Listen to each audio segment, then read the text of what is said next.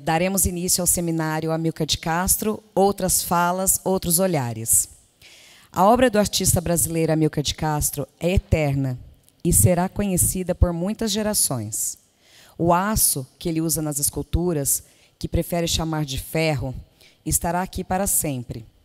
Sua produção poética sobreviverá na palavra. Sua revolução gráfica é reverenciada há mais de meio século e ainda inspira novos designers, e suas pinturas e desenhos estão aí para nos provocar.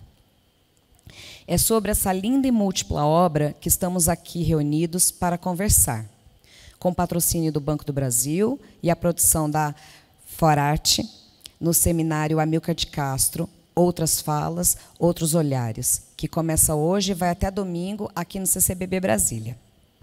O seminário tem o formato de 7 mesas redondas em torno de temas que atravessam o pensamento criativo de Amílcar de Castro. Teremos sempre 3 palestrantes e um mediador, sendo as mesas compostas por teóricos e artistas provocados a pensar a obra de Amílcar de Castro. Aproveito a oportunidade para convidar a todos para conhecer as obras que estão aqui, se olhar pela janela aqui mesmo no nosso jardim, que nos dá assim, um orgulho enorme ter essas obras, ter esse jardim do Amílcar aqui no nosso Centro Cultural. E também os convido para conhecer a Galeria 4. Bom seminário a todos. Muito obrigado pela presença de vocês. Boa tarde a todos. Reuni aqui o novo pensamento da arte brasileira. É uma oportunidade incrível para Brasília receber essas pessoas. E o IPAC, em parceria com o Centro Cultural Banco do Brasil, com patrocínio do Banco do Brasil, realiza o seminário Amílcar de Castro, Outras Falas, Outros Olhares. Eu queria apresentar para vocês a mediadora de hoje, a nossa querida Marília Panitz. A Marília, além de curadora independente, é uma grande pensadora da arte brasileira e foi a idealizadora desse projeto conosco, o Jardim de Amílcar de Castro, que apresenta hoje no Centro Cultural Banco do Brasil de Brasília mais de 60 obras de grande porte desse artista. Marília, eu deixo com vocês essa semana, aí uma ótima conversa. Obrigada. Bom, boa tarde a todos. Eu queria só iniciar colocando uma coisa que para nós foi muito importante nesse percurso todo. É essa ideia de que há já uma fortuna crítica magnífica sobre o Amílcar de Castro, que está aí disponível, é possível ver, é possível lê-la, de gente magnífica. Mas o que a gente percebeu quando começou a pensar esse seminário é que nós temos essa quantidade de lindos textos que acompanham, de certa forma, a vida do Amílcar de Castro e a sua produção. Já na segunda década do século XXI, a gente não tem uma quantidade significativa de textos que pensem o trabalho do artista. E essa foi a nossa provocação, e a provocação que a gente fez aos palestrantes, né? Pessoas que não tinham textos publicados sobre o Amílcar e que são de uma geração que já vê sua obra não mais em construção, mas como uma obra que já está aí estabelecida e reconhecida no Brasil e no mundo, né? Então, a pergunta que, de uma certa forma, orienta esse seminário é: qual a conversa que a obra do Amílcar tem conosco hoje, em 2022? Tá? Nós teremos, então, como a Dayana nos falou, 7 mesas, né, em 6 dias. E a mesa de hoje é o poeta Amílcar, aço, gesto, composição e palavra. Tá? Essa mesa apresenta ideias em torno de várias experiências do artista, com as diferentes linguagens. Amílcar é sabido que se experimentou em muitas linguagens, né? Inclusive, era um grande poeta. as implicações em campos específicos de criação e as relações com seu tempo, com o meio em que viveu e produziu. Nossos 3 palestrantes de hoje são Fernanda Lopes, Luciana Paiva e Marcelo Silveira. A primeira palestrante vai ser a Fernanda, né? Eu vou ler aqui rapidamente a mini bio da Fernanda. O nome da fala dela é O Caráter como Motor da Obra. Então, crítica de arte, curadora e pesquisadora, Fernanda Lopes é doutora pelo Programa de Pós-Graduação da Escola de Belas Artes da UFRJ e professora da Escola de Artes Visuais do Parque Lage desde 2012, onde foi aluna. Trabalhou como curadora adjunta do Museu de Arte Moderna do Rio de Janeiro, de 2016 a 2020, e é curadora associada em artes visuais do Centro Cultural São Paulo, de 2010 a 2012. Publicou, que lindo, eu fiz uma coisa aqui, tomei água, pingou, e eu perdi uma parte do nome do seu livro. O livro Éramos o Time do Rei? Éramos o Time do Rei, a experiência Rex, da Alameda Editorial, aliás, um belo livro que eu conheço, tenho o prazer de ter lido. Área Experimental, Lugar e Espaço, Dimensão do Experimental na Arte Brasileira dos anos 70, que é uma edição da Funarte, 2012, e Francisco Bittencourt, Arte Dinamite, da Tamanduá, a Arte, 2016, organizado junto com Aristóteles Predebon. Além de ensaios e artigos, é diretora artística do Instituto Pintora de Janira e colaboradora do Ateliê Sanitário. Então, com vocês, a Fernanda, para escutarmos o caráter como motor da obra. Olá, tudo bem? Tá. Boa tarde para todo mundo. Obrigada, Marília.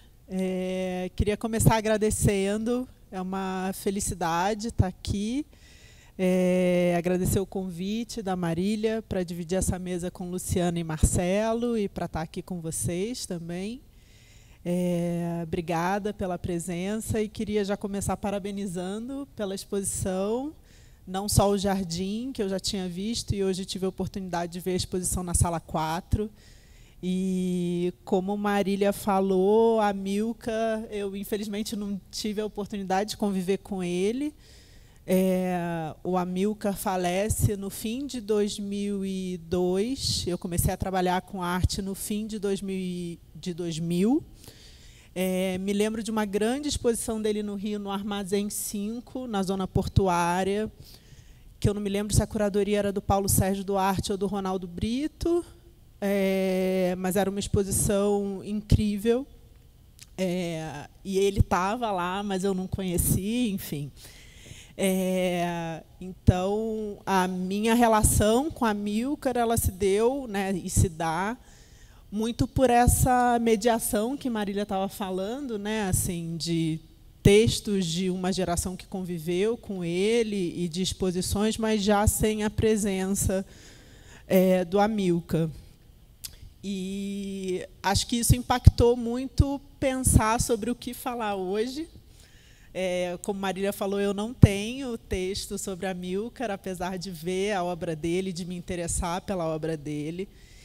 E, nesse processo de tentar entender sobre o que falar e por onde chegar, eu fiquei pensando, bom, né, acho que olhar para a obra do Amilcar é saber, ou pelo menos lembrar, ver nos textos uma grande expressão que ronda a obra dele, né, que funda a obra dele, que é a ideia de corte e dobra, que é uma imagem muito potente, muito poética, muito forte, e que abre possibilidades para diferentes leituras. Mas eu, na verdade, acho que por conta dessa aproximação, eu fui aluna do Ronaldo Brito, trabalhei com Paulo Sérgio, então acho que, de alguma maneira, essas histórias de bastidores rondavam um pouco essa experiência paralela. E a imagem que eu sempre tive do Amilcar, que é uma imagem que eu gosto bastante, e é a que eu vou trazer hoje, que sempre me chamou muita atenção era que o Amilcar dizia que ele gostava de materiais com caráter, que para ele o material tinha que ter caráter. E essa era uma imagem muito forte para mim. E então, a partir do convite da Marília, comecei a buscar um pouco isso, porque eu nunca tinha me preocupado muito em buscar essa referência, eu já gostava da imagem e fazia sentido para mim. E aí, quando eu comecei a buscar, eu não encontrava, e comecei a duvidar um pouco da minha memória, de pensar, nossa, será que essa foi uma imagem que eu construí para mim? E quase propus um texto sobre um Amilcar ficcional, assim. Mas é verdade, assim, essa é uma frase do Amilcar, e eu preciso agradecer Wanda Clabin e Ronaldo Brito por me darem uma referência documental dessa frase. E, enfim, é um pouco a partir daí do que eu vou falar hoje, para trazer aqui para a nossa conversa. Essa referência, não sei se tem outras, mas a que eu encontrei é um texto do Rodrigo Naves, que está, inclusive, no site do Instituto Amilcar de Castro, para quem se interessar. É um texto de 2010. Rodrigo é um desses autores que Marília falou que escreveu bastante sobre o Amilcar, que conviveu muito com o Amilcar. Esse texto de 2010 é um texto que ele faz a partir de uma fala que ele realizou 2 anos antes sobre a obra do Amilcar. É um ensaio bem extenso, que ele vai falar sobre esses 30 anos de convívio, sobre os textos que ele escreveu ao longo do tempo, inclusive sobre o livro A Forma Difícil, né, que tem um ensaio sobre Amilcar. É lindo o livro, né? E bem importante, eu acho, para a nossa história. E tem passagens incríveis nesse texto. Ele vai dizer muito como a seriedade do Amilcar, né, com a obra dele, nunca se traduziu como uma rigidez. E eu acho bonito ver como na exposição isso aparece, né, assim, na maneira como ele lida com o material, com os objetos, com o desenho também. E que essa precisão dele também não deixava de fora a possibilidade de um imprevisível. Ele, inclusive, vai falar da questão da ferrugem na obra do Amilcar, né, que é um pouco esse imprevisível, esse acaso, né, essa marca de uma passagem do tempo da obra em processo no próprio material. Mas o ponto que me interessava no meio do texto, mais ou menos, eu vou ler só um trechinho para vocês. O Rodrigo vai dizer que Amilcar, além de ser um homem inteligente, era um grande frasista, provavelmente como um bom mineiro, né? E uma vez, conversando com ele, Rodrigo conta, ele perguntou: por que você não usa o alumínio? E aí o Amilcar responde: porque alumínio não tem caráter. E aí Rodrigo continua: e por que o alumínio não tem caráter? Primeiro, porque ele verga facilmente. E quem verga, e aí eu acho interessante porque ele fala quem e não o quê. E quem verga facilmente não tem caráter. Segundo, porque não envelhece, ou seja, não oxida. E quem não envelhece, igualmente, não tem caráter. Então, na verdade, acho interessante essa ideia do caráter dentro da obra dele e dentro do contexto no qual essa obra vai se desenvolver, se formar.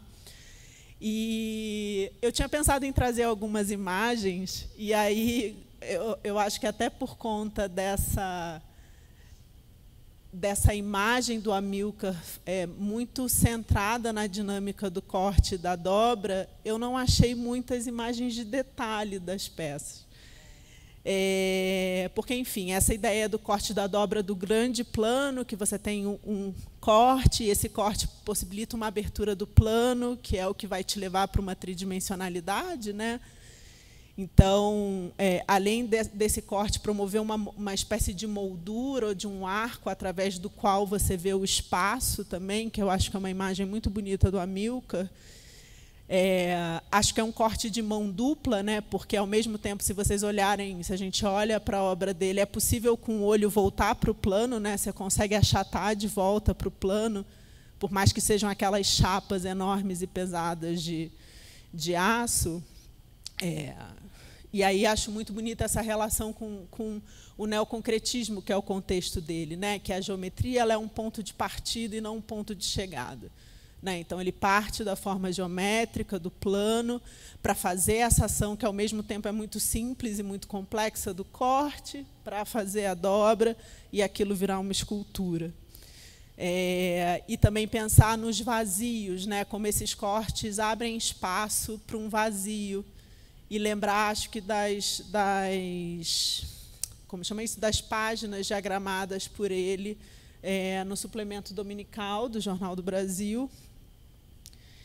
E também pensar nessas dinâmicas, pensando no contexto dele, por exemplo, na relação dos trabalhos como o da Lygia Clark com os bichos, né, que também partem de formas geométricas e que se articulam, né, e que se tornam mais complexas a partir do movimento, né, a partir da presença delas no tempo. E aí a gente tem as peças de madeira do Amilcar lá embaixo na exposição, que também tem um pouco essa dinâmica de montagem, né, de montar e desmontar.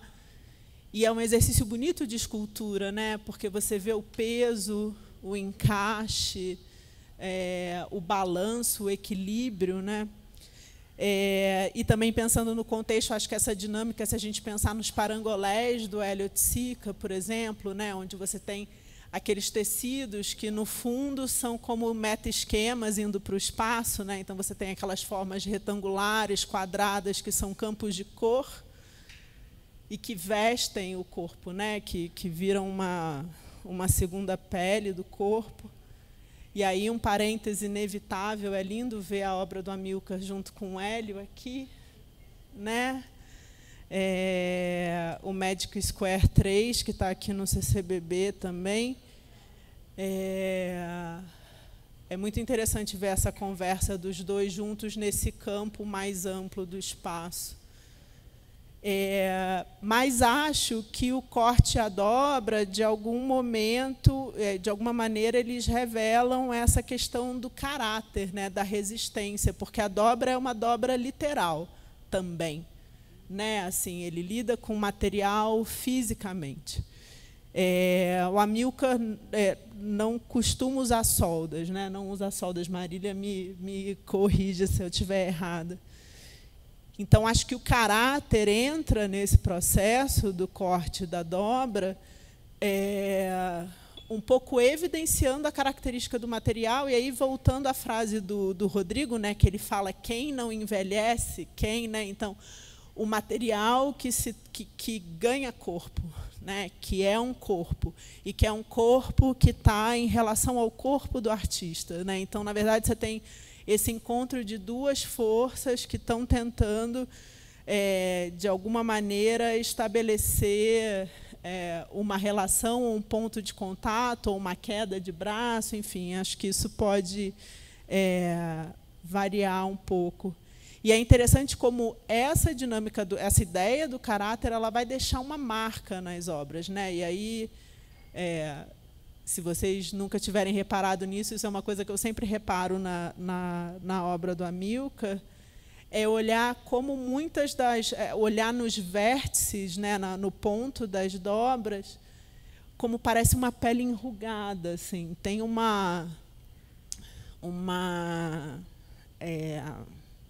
é como se você levasse o material a um limite até onde ele aguenta ir naquela ação, né, naquela dobra. Então, acho que tem um elemento visual aí de como esse caráter, de alguma maneira, se apresenta, também até em relação ao tempo, que é um elemento importante para ele. Né? Acho que tem nessa tensão, ela vira quase uma situação de tensão, né? Onde você tem uma situação ou uma forma que está sendo sustentada por um tempo, né? Quase uma dimensão fotográfica, assim, eu acho, né? De você, como fala, de você segurar no tempo uma coisa que vai se desfazer. né, que deveria ser meio instantânea, assim. Então, essa ideia do esforço visível dentro dessa dinâmica do corte e da dobra, né, que não é simples, que não é trivial, eu acho que é uma dimensão muito importante na forma dele, na constituição da forma dele. E acho curioso não encontrar essas imagens, assim. Isso, enfim, no início me frustrou um pouco, mas eu acho que é um pouco da marca dessa discussão, né? Assim, e pensar que essa noção de caráter e do corpo, pensando no contexto dele, também tem muito a ver com uma ideia de performance que vai começar logo na sequência, né? Acho que já no fim dos anos 60, início dos anos 70, onde você tinha uma prática da performance que, em grande parte dos artistas, acho que aqui no Brasil e fora, vai testar um pouco dos limites do corpo, da resistência do corpo, né? Então, se a gente pensar no Bruce Nauman, Michael Heiser, Marina Abramovic, aqui no Brasil, o Ivens Machado, a Letícia Parente, né, que são artistas que vão estar testando o corpo no espaço e testando esse corpo dentro de um limite, né? O corpo como material também. Acho que tem um encontro aí, assim, também.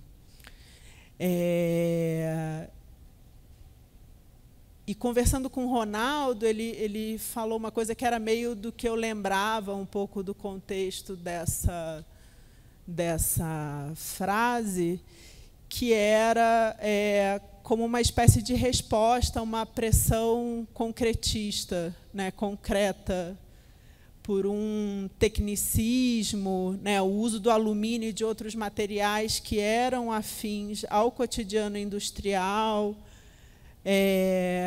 Então, que o aço cortem, que era o que ele gostava de trabalhar e que tinha essa questão do caráter, trazia esse processo de oxidação e que, para os concretistas, tinha um pouco esse resquício meio romântico, né, de uma expressividade artística, de uma expressividade do material, que era uma condição que eles desejavam deixar de lado, mas acho que o movimento neoconcreto vai trazer de volta também.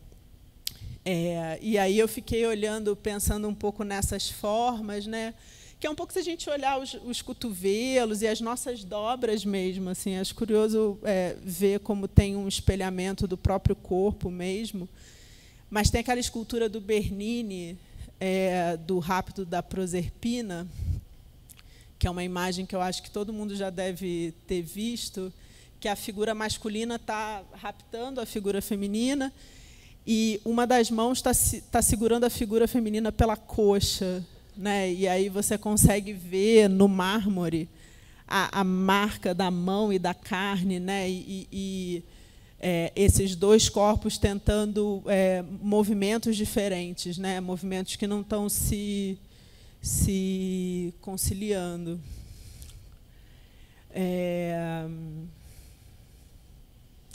E aí acho interessante pensar essa noção de caráter para além da própria e de resistência e de não acomodação, pensando também nesse contexto assim de uma produção artística que está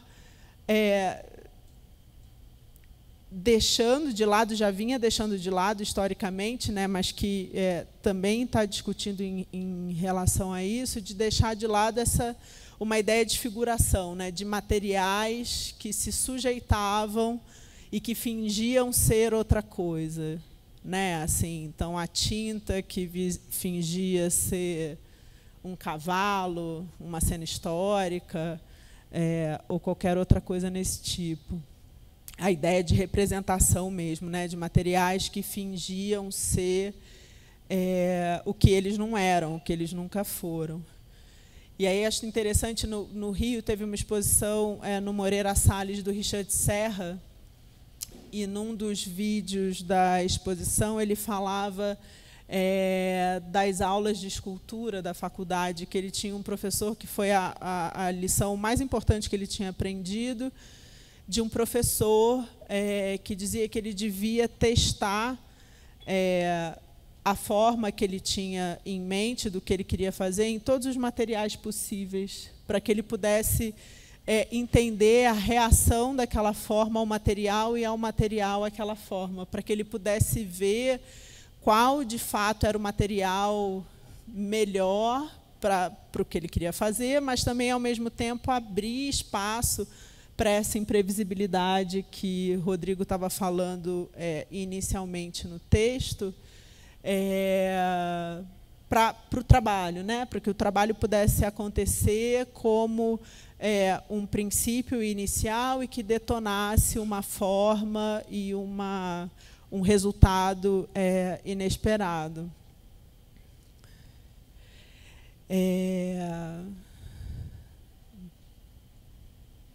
Tá. Bom, e aí, pensando no título dessa fala, ele faz citação a um texto do Frederico Moraes, de 1970, que chama O Corpo como Motor da Obra, que é onde ele vai falar sobre a questão do corpo na obra de arte nos anos 70. Esse é um texto bem interessante. E ele começa dizendo que a obra hoje é um conceito estourado em arte. Então, ele vai começar a dizer que a obra, fisicamente, ela deixa de existir, deixando o suporte, a ideia de suporte para trás e se concentrando mais na ideia de situação, de acontecimento, de processo. E ele vai começar a falar dessas ações e do lugar do corpo em diferentes experiências e considerar o lugar do corpo, pensando o corpo não só como o corpo do artista, o corpo da obra e o corpo do espectador, como eles vão mudar de lugar e mudar de hierarquia também. E ele vai dizer, nesse texto que ele usa uma expressão que eu acho muito interessante, que é a ideia da arte de guerrilha, né, que é quando a produção artística vai pegar o espectador de surpresa, seja dentro ou fora da instituição. E aí, nesse sentido, foi que eu pensei esse título para essa fala do Amilcar, porque toda essa discussão do corpo, e acho que a ideia de caráter que ele traz e de resistência começa na geração imediatamente anterior, né? Se a gente pensar que o neoconcretismo ele vai começar a discutir o corpo da obra, né, pensando nos materiais, e isso tudo a gente está falando do Amilcar também. Acho que o corpo institucional, né, o corpo de uma instituição, pensar também o lado de fora, e aí ir para o lado de fora significa pensar esse corpo da obra que está ocupando o mesmo lugar e o mesmo tempo que a gente, que por isso sofre, né, a passagem do tempo como a gente sofre. E aí, de novo, essa fala do Rodrigo se referindo à escultura como quem, não o quê. Acho que também pensar a obra como um corpo vivo, né, que ela incorpora mudanças e ela segue, ela tem que se dar no tempo, né, que eu acho que é um pouco desse interesse do Amilcar, inclusive pela ferrugem, né, acho que tem outros elementos, mas acho que a ferrugem talvez seja o elemento mais forte. Mas acho que também pensar o corpo como resistência, né, um corpo com um limite, um corpo que é uma presença com negociação. E aí, nesse sentido, eu acho que essa discussão do Amilcar é muito atual, né? Assim, pensar nessa obra e nessa produção artística em relação à ideia de caráter, né? Assim, não de uma personalidade em si, mas acho que de uma individualidade e de uma resposta também, né? Assim, como ela se constrói como limite, como ela se constrói com negociação, Acho que essas são palavras muito atuais e que uma produção como essa do Amilcar, eu acho que ela ajuda a gente a pensar ou abre a possibilidade para a gente pensar nessas discussões a partir do objeto, né? A partir do material, da relação do material, da forma, do espaço, e com o próprio espectador também. Acho que era um pouco isso que eu queria trazer para a nossa discussão. Acho que a gente pode seguir, a gente vai ter perguntas, depois conversas. Como vai ser a dinâmica? Então, você sabe que a outra coisa, a partir deste pingo que destruiu o texto, eu esqueci de falar uma parte do meu texto, que era propor a dinâmica a vocês.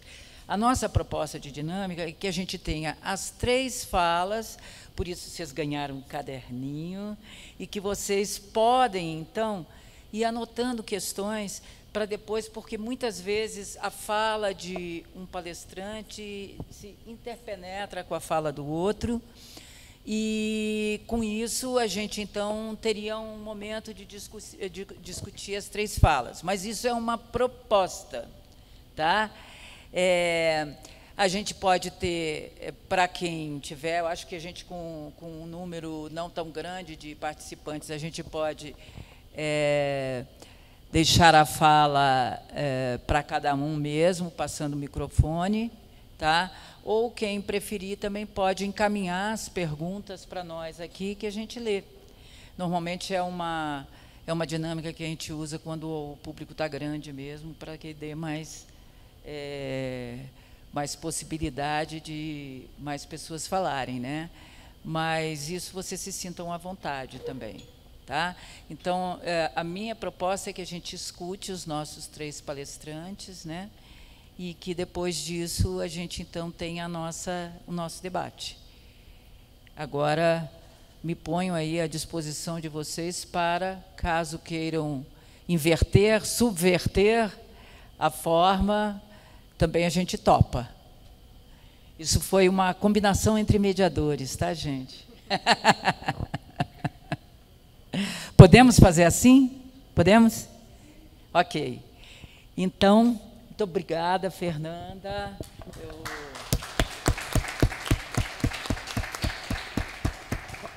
É muito interessante esse aporte que Fernanda traz. Eu acho que vai dar muito pano para a manga para a gente. E eu acho que tem a ver mesmo com esse olhar de 2022 sobre a obra do Amilcar, né? Muito legal isso. Bom, nossa segunda palestrante é a Luciana Paiva. Tá? A fala da Luciana tem o seguinte título: Poema Fenda ou Como Estar Junto à Obra. Eu só queria fazer uma pequena... A dobra, nem com óculos. Então, de novo, Poema Fenda ou Como Estar Junto à Dobra. Né? Eu queria chamar a atenção de vocês, vão escutando os nomes das falas, que vocês vão ver como para quem, especialmente para quem já conhece os textos do Amilcar, sobre o Amilcar, como esse conjunto de textos já se estabelece a partir da provocação que a gente fez, já um olhar sob o outro ponto de vista. Tá? Luciana Paiva é artista, pesquisa a visualidade do texto e tem como ponto de partida o uso dos elementos da escrita como matéria. Concluiu o doutorado em artes pela Universidade de Brasília em 2018, cursou o programa de aprofundamento da Escola de Artes Visuais do Parque Lage, de 2011, e participou do Rumos Artes Visuais 2011 e 2013. Em 2019, foi uma das artistas selecionadas para o 29º Programa de Exposições do Centro Cultural São Paulo, apresentando a exposição individual Cidade Partida. Participa de exposições desde 2004, atuando também como educadora e na organização e curadoria de eventos de arte. Desde 2017, integra o grupo de artistas vinculado ao Pé Vermelho Espaço Contemporâneo em Planaltina, DF. Então, eu passo a palavra à Lu.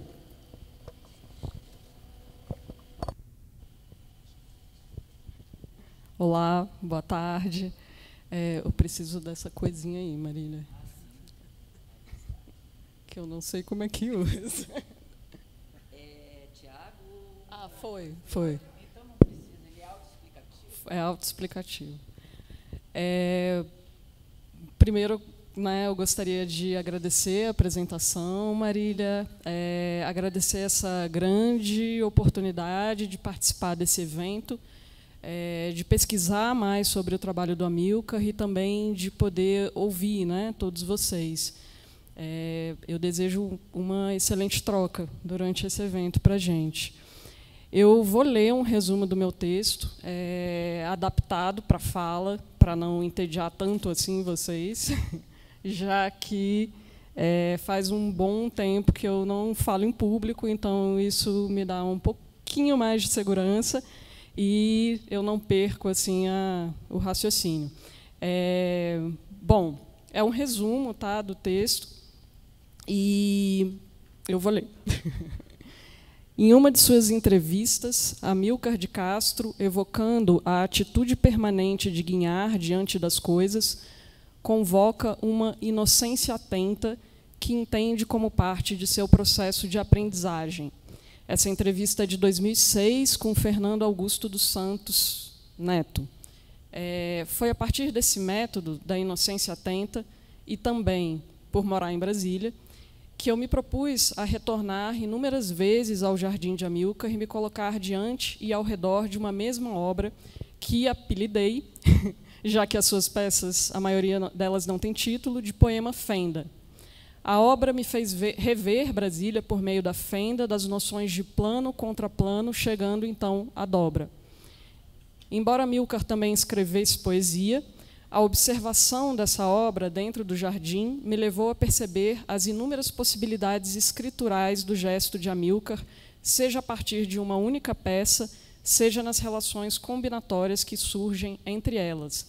Relação apontada também pelo próprio artista na fala, onde ele diz: os códigos da escrita são o corte e a dobra do meu gesto. Apontam para outro lugar, localizam e deslocalizam. Chamar sua escultura de poema parte aqui da noção de poema de processo de Vladimir Dias Pino. O poema de processo, segundo ele, não está preocupado com o estado poético como fator de maiores estudos, nem mesmo com a experimentação linguística, mas tem o propósito de deixar bem claro que essa separação mostra de maneira indiscutível que o poema é físico e até mesmo tátil, em sua visualidade gráfica, enquanto a poesia é puramente abstrata. Essa relação com Dias Pino e o espaço da página na poesia experimental brasileira já foi apontada no catálogo Amilcar, Síntese e Repetição, num texto de Evandro Salles. Se, por um lado, a palavra é abstrata, como nos diz Dias Pino, ou gera virtualidade, o vocabulário em Amilcar é composto da presença, matéria e contramatéria, metal, cortes, dobras e fendas. É o corpo que consome o poema Amilcar no processo de um percurso ao redor, na experiência tátil, estar junto à dobra, que, nesse caso, também rebate para fora e nos coloca junto ao negativo da forma. Dentro de Poema Fenda, vi algumas pessoas sendo aparadas pela sombra projetada pela dobra durante um evento em que o sol do cerrado era, como sempre, indócil. É quando a aspereza oferece conforto, olhando fixamente o contraplano de Poema Fenda projetado pelo inverso de sua forma, vejo o fora. E lembro que, muito próximo dali, catadores de material reciclado que atuavam contra o excesso produzido pela esplanada foram despejados de uma grande ocupação durante um dos piores períodos da pandemia. Havia uma escola nessa ocupação e seu nome era Escola do Cerrado. A aspereza do cerrado também se estendia como algum conforto, mas quem pode sustentá-lo? Imagina o poema Fenda do alto da plataforma superior da rodoviária, eclipsando a imagem do Congresso ao fundo, enquanto apreciamos a paisagem durante a caminhada em linha reta. Amilcar na rua, na cidade-monumento, aderindo às transformações dos 2 longos períodos climáticos que se alternam, tornando-se parte da cidade, sem precisar ser pintado de branco depois, e projetando longamente sua sombra pelas calçadas entre o intervalo dos dias. Consigo entender melhor na prática da cidade porque os artistas neoconcretos não foram convidados. Poema Fenda está longe de se fazer parecer uma página em branco, modelo de uma razão produtora, idealizada e utópica, da qual Michel de Certeau nos fala. Longe de se supor maquete, que inaugura um espaço desabitado, não é a página-parede erguida de uma curva livre e sensual como as curvas da mulher amada, ideal arquitetônico niemeiriano. A página da ferrugem é áspera, grossa, pesada e oblíqua.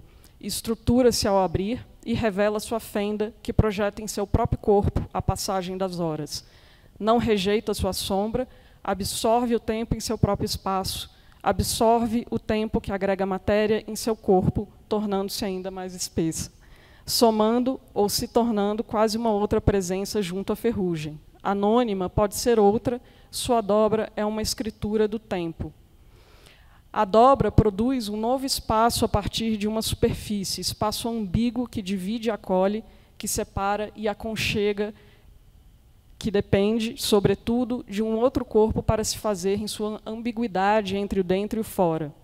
Essa experiência transforma o lugar da obra em um entre que perturba sua rigidez e estaticidade.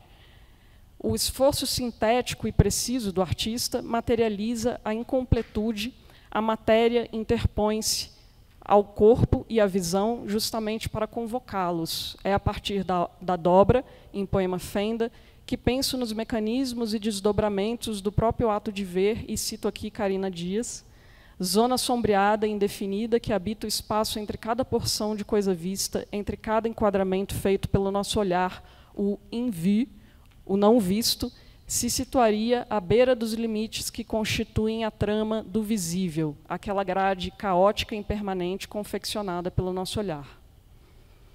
Faz sentido que o próprio artista tenha declarado uma possível gênese de sua escultura a partir da observação da geometria dos telhados das casas de Ouro Preto.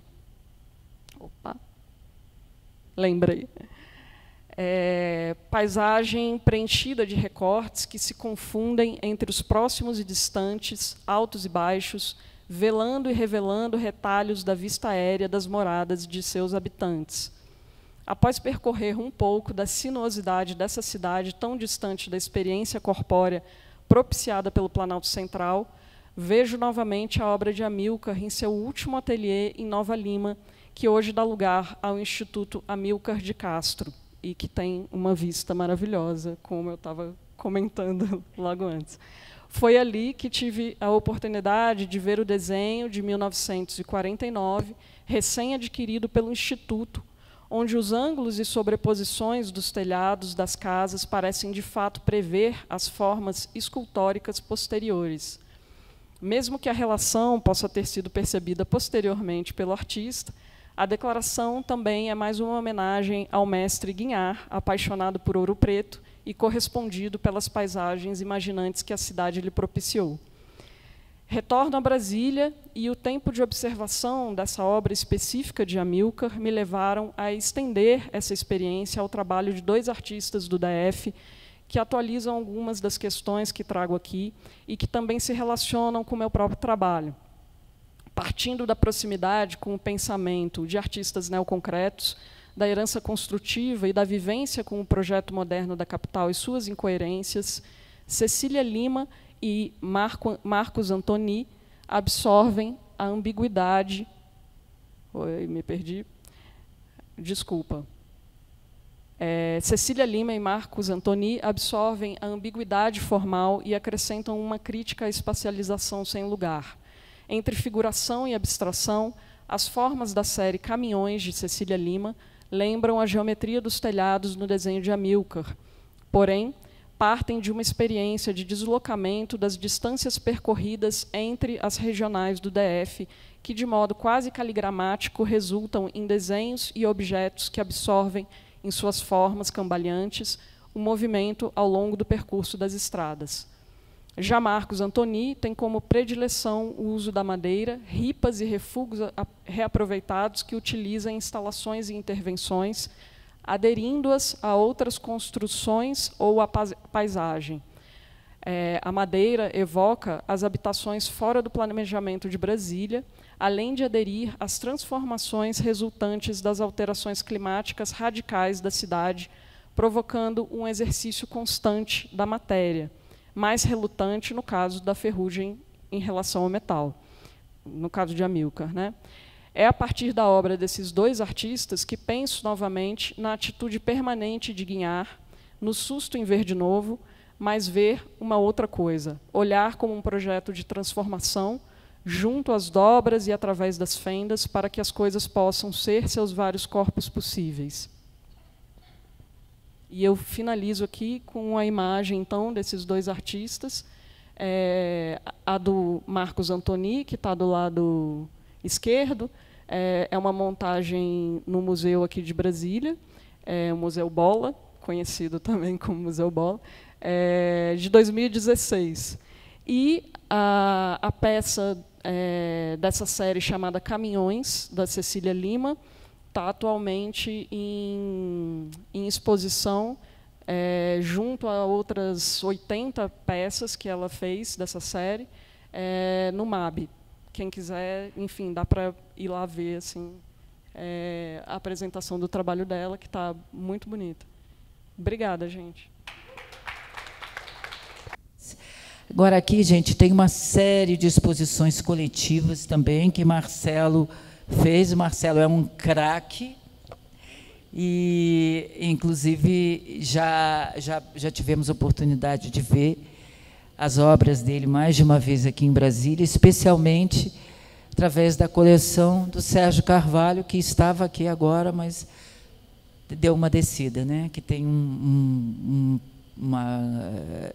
uma quantidade significativa de obras do Marcelo. Ah, sim, e este ano tivemos, abrindo a temporada de exposições do CCBB, a Espelho Labirinto, com obras do Marcelo também. Tá? Mais uma das exposições a partir da coleção de Sérgio Carvalho. Ok? Então, passo a palavra para o Marcelo.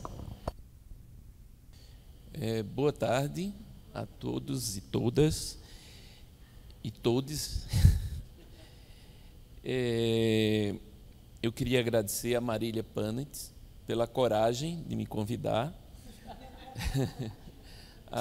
ao CCBB, a Cobra e PAC, a 4 Arte Produções e aos demais presentes. A minha fala é bem informal, é contar uma história de vida que, em alguns momentos... a minha fala é bem informal e é mais uma provocação. E a provocação era uma expressão que eu vi muito em uma entrevista do Amilcar de Castro. E aí essa provocação ela começa contando uma história da qual faço parte. No início da década de 80, eu conheci em Recife a Liliane Dardot, uma professora de desenho, uma grande artista, hoje mora em Minas. Foi Liliane que me apresentou a obra da Amilcar de Castro e estimulou a minha participação nos festivais de inverno de Minas Gerais. Durante essas 4 idas a Belo Horizonte, a Minas, participar dos festivais, eu fuçava, tentava mais informações sobre a obra do Amilcar de Castro. Digo que eu era um grande perdido em Recife, porque Recife se falava nos anos 80 só de pintura, e eu querendo pensar o tridimensional. Era quase impossível participar de alguma exposição. Então, a minha ligação com Minas foi a minha salvação, posso brincar. E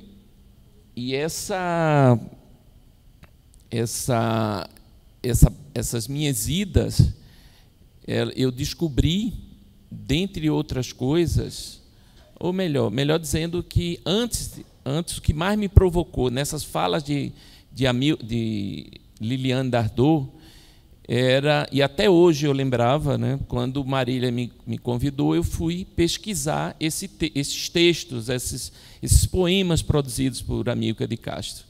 E foi difícil de encontrar na internet, nas publicações. Eu só encontrei numa publicação que é a da Coarte. É um livrinho pequenininho, pode existir em outras, mas não encontrei.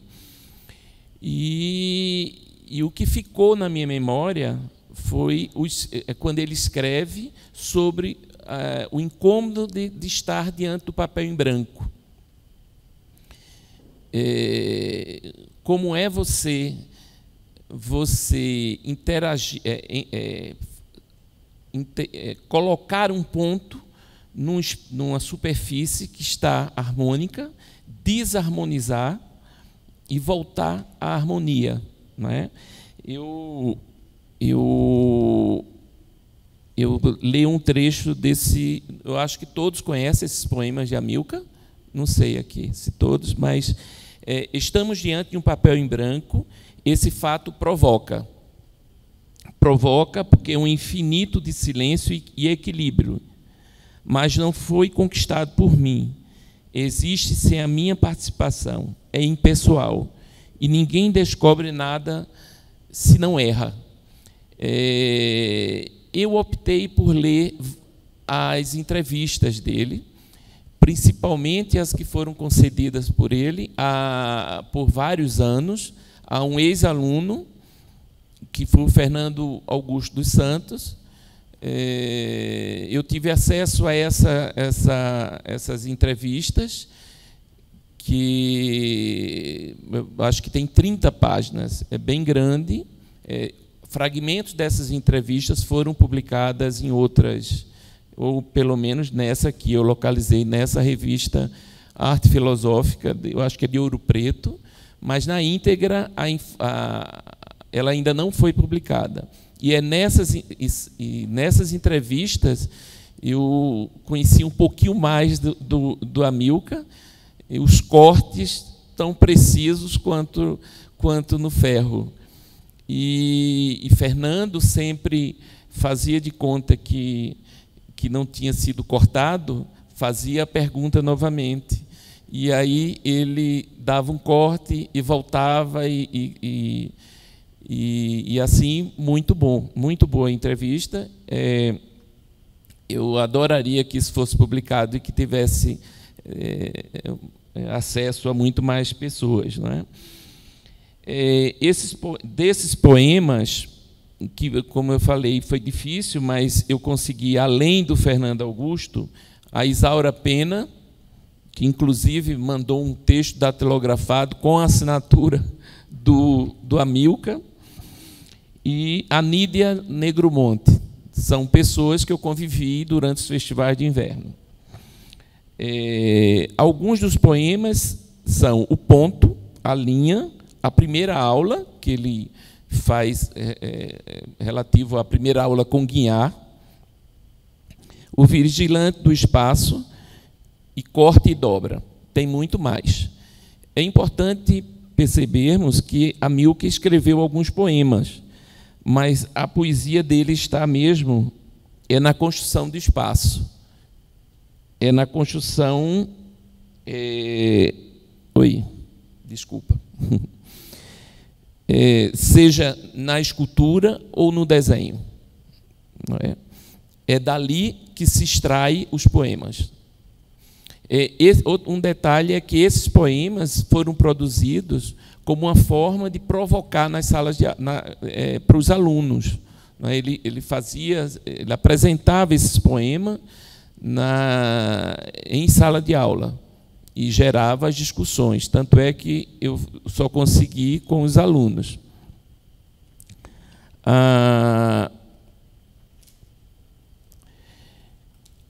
Fiz algumas anotações aqui, a partir do que li. Dentre elas, Fernando pergunta: Amilcar, é fácil? Como é que você faz esses desenhos? Não é? É fácil escolher? Ele responde: faço 100, escolho 6. Não é? Eu não sei, a minha dúvida é se esses outros 94 iriam para o lixo, ou se ele retrabalhava. Não é?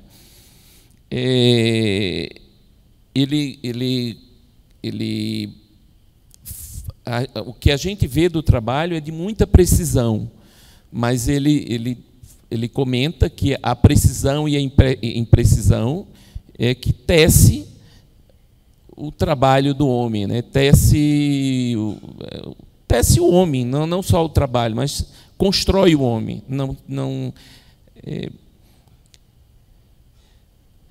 E a questão da familiaridade com o material. Ele insiste que a gente precisa ter familiaridade com o material. Inclusive, ele faz umas críticas, isso colocar hoje está desatualizado, mas ele faz umas críticas à instalação. Mas ele faz as críticas à instalação porque, quando começou-se a fazer muita instalação, muitos dos artistas não era familiar aquilo, não é? Aquela forma de construir o espaço. Eram pessoas que pintavam em pequenas dimensões, ou desenhavam, e por aí vai. Não é? Mas eu contei aqui para as meninas que, sim, em 96, eu conheci Amilcar em Recife, numa exposição que ele foi fazer no Mamã. Ele todo deslocado, né, era uma pessoa que os visitantes ficavam intimidados de procurar aquele velhinho e conversar. E Marcos Lontra dirigia o espaço, me apresentou como sendo um escultor que trabalhava com madeira. E ele se dirigiu a mim, disse, poucas palavras, a gente trocou ali naquela hora, mas ele disse: eu quero ir amanhã no seu ateliê. Eu disse, desconfiado, eu disse: sim, será um prazer, mas amanhã cedo liga, porque minha mulher está meio adoentada no hotel, se for possível ela ficar sozinha, você apanha. Eu apanhei e ele foi lá no ateliê. Mas o interesse dele era conhecer o que é que eu fazia com a madeira. Por isso que eu digo que esse encontro era a madeira que ele trabalhava, o que ele estava apresentando na exposição, que era Baraúna e eu a Cajacatinga. Então, digo, era uma conversa entre duas madeiras. Inclusive, eu mandei um pedaço dessa madeira para ele, e o que eu vi, quer dizer, vejo hoje, seria uma compreensão de uma familiaridade na origem das madeiras. Ambas chegou a mim e a ele por ter sido esquecidas. A Baraúna era proveniente das casas do interior, a demolição das casas. E a Cajacatinga era uma sobra que eu ainda encontro, na área rural. E a conversa foi bastante produtiva, e o curioso é que acho que alguns dias, não sei se meses, não lembro agora, o Weissmann passou lá no ateliê com outra pessoa, ele bem velhinho, eu acho que ele tinha perdido a mulher, eu acho que aí alguém foi, levou ele para passear com ele em Recife, eu não sei muito bem, mas eu cheguei e me referia, eu disse, olha, quem passou aqui há tantos dias foi o Weissmann. Mas de quem eu tenho referências é o Guiar. E, assim, também muito preciso o corte. Eu mandei... e aí... e o do Guiar era uma outra coisa. Por exemplo, como eu me interessei a conhecer mais do Amilcar, essas histórias e esses textos que eu ouvi de Liliane nos anos 80, cada vez me encantava mais. Você ter visualmente os trabalhos são bem diferentes, né? Conceitualmente são bem diferentes, o Guiar e o Amilcar, mas ele do aprendizado de sala de aula do Amilcar é que chega à escultura. Para mim, passados vários anos, e ele entender que o desenhar com grafite duro, provocar quase incisões no papel, é dali que sai o corte da escultura. Aquilo foi me encantando. Isso é uma das razões da minha admiração por Amilcar. E voltando a falar das relações entre mim e Amilcar, e quando fui convidado para esse encontro, eu vi que eu estava concluindo uma série de trabalhos que, de certa forma, conversa com a obra de Amilcar, anos depois, né? que são as molengas, são planos de madeiras que eu encontro na rua, descarte, esquecidas, e articulo as partes, as dobras, com lona de circo, lona de caminhão, lona disso. É lógico que, se você olhar, você vai dizer, Marcelo é um louco, né? Mas eu acho que aquilo, de alguma forma, ela origina-se desse olhar sobre a obra, não só da Amilcar, né, mas de Lígia, de um monte deles que articulam essas partes. Eu acrescento um pouco a esse trabalho, que é a minha observação com o circo,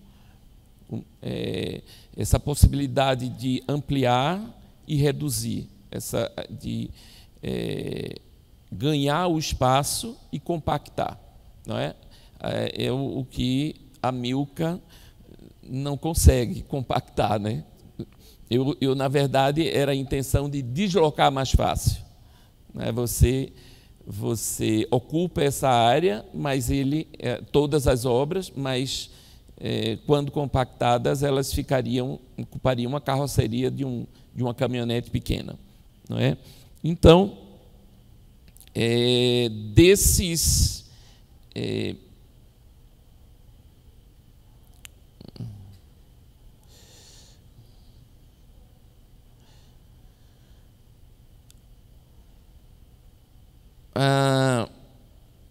ele insiste, o Amilcar insiste na familiaridade com o material, que o material agradece quando quem manuseia o material tem familiaridade com aquele material, né? Não é uma coisa que cai de paraquedas, né? Ele volta a dizer, insiste de que o artista precisa ter familiaridade com o que trabalha.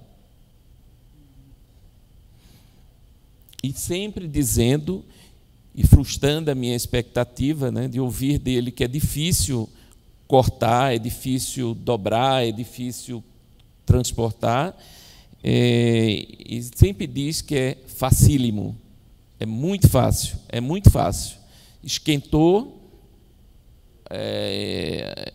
apoiou numa superfície, ela cai, amolece, né? Assim, e para confirmar essa, eu conheci o Allen não lembro mais um ano, e que eu fui também perguntar a ele, foi no Ano do Brasil na França, em Paris, e ele, cadê? Ele está aí agora? Não, né? Ah, sim. Ah, Thaís, né? E ele comentou, eu não sei se, ou algumas das peças eram muito fáceis, que ele amarrava num trator, amarrava uma outra extremidade numa árvore. Eu fiquei com aquilo achando que era brincadeira dele, sabe? E eu estou dizendo aqui, mas depois ele pode confirmar se isso é realmente brincadeira ou é verdade. Bom, pois é. Mas ele não disse só a mim, ele disse a várias pessoas, né? Mas eu estava curioso e ele... Pois é, gente,